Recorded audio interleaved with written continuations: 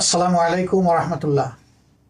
বিশ্বের বিভিন্ন দেশে অবস্থানরত বাংলাদেশি প্রবাসী ভাই ও বোনেরা, আশা করি আল্লাহ রাব্বুল আলমিনের একান্ত মেহরবানিতে আপনারা যে যেখানে আছেন সুস্থ অবস্থায় আছেন। আমি বাংলাদেশ জামাতে ইসলামীর পক্ষ থেকে এবং আমার নিজের তরফ থেকে আপনাদের সকলের শারীরিক মানসিক সুস্থতা কামনা করছি এবং দোয়া করছি আল্লাহ তাআলা যে যেখানে আছেন সেখানে যেন সবাইকে নিরাপদে সম্মানের সাথেই রাখেন। বাংলাদেশ আমাদের প্রিয় জন্মভূমি। আপনারা জানেন আগামী বছর ত্রয়োদশ জাতীয় সংসদ নির্বাচন অনুষ্ঠিত হতে যাচ্ছে এবং এই নির্বাচন আগামী ফেব্রুয়ারি মাসে অনুষ্ঠিত হবে বলে আমরা দৃঢ়ভাবে আশা করছি। এই নির্বাচনে প্রবাসী ভাই ও বোনেরা যাতে তাদের ভোটের অধিকার প্রয়োগ করতে পারেন, এই জন্যে পরিবর্তিত পরিস্থিতিতে গত বছরের 5ই আগস্টের পর থেকে দাবি আমরা অত্যন্ত জোরালোভাবে জানিয়ে আসছিলাম। আনন্দের বিষয়ে দাবি ইতিমধ্যে গৃহীত হয়েছে এবং ইতিমধ্যে প্রবাসে অবস্থানরত বাংলাদেশি ভাই বোনদের ভোটার রেজিস্ট্রেশনের কাজও চলমান রয়েছে। তার পাশাপাশি যারা একান্ত এই সময়টা দেশে আসতে পারবেন না, তারা যাতে তাদের ভোটটা নিশ্চিত হয় সেই জন্য এই প্রথমবারের মতো অনলাইনে অ্যাপসে ভোট দেওয়ার উদ্যোগ নেওয়া হয়েছে। কাজেই যারা আসতে পারবেন না তাদের দুটি রেজিস্ট্রেশন লাগছে, একটি ভোটার হওয়ার জন্য আর একটা ভোট দেওয়ার জন্য প্রবাসে অবস্থান করে।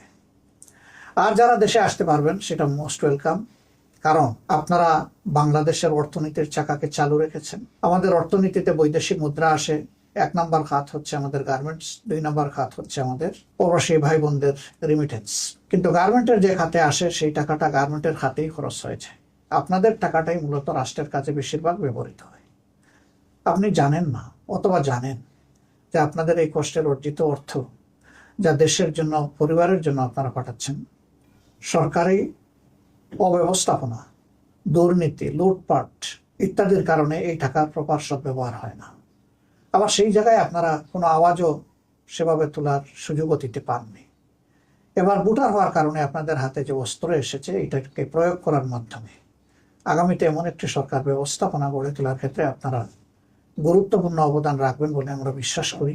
আপনাদের আস্থা এবং বিবেচনা অনুযায়ী যেই দল কিংবা পক্ষ সরকার পরিচালনার দায়িত্বে পেলে জনগণের সম্পদের মালিক না হয়ে জনগণের সম্পদের পাহারাদার হবে এবং জনগণের সেবক হবে, সেই দলটার হাতেই আগামী দিনের চাবি দেশ পরিচালনার উঠুক, সেটা আমরা সকলে প্রত্যাশা করি, কামনা করি।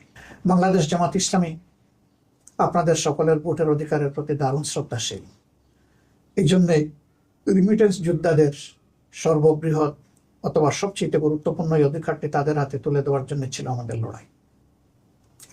এই লড়াই তখনই সার্থকতা পাবে যখন আপনারা ব্যাপক হারে ভোটে অংশগ্রহণ করবেন। আপনি অবশ্যই আপনার পছন্দের দল এবং প্রার্থীকে নির্বাচিত করবেন, এক্ষেত্রে আপনার পূর্ণ স্বাধীনতা রয়েছে।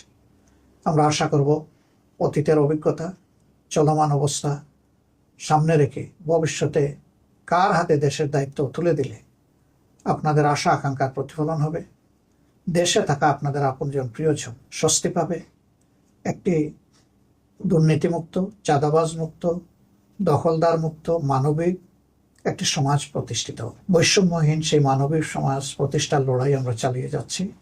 এই লড়াইয়ে আপনাদের সকলের দোয়া, ভালোবাসার সমর্থন আমরা প্রত্যাশা করি।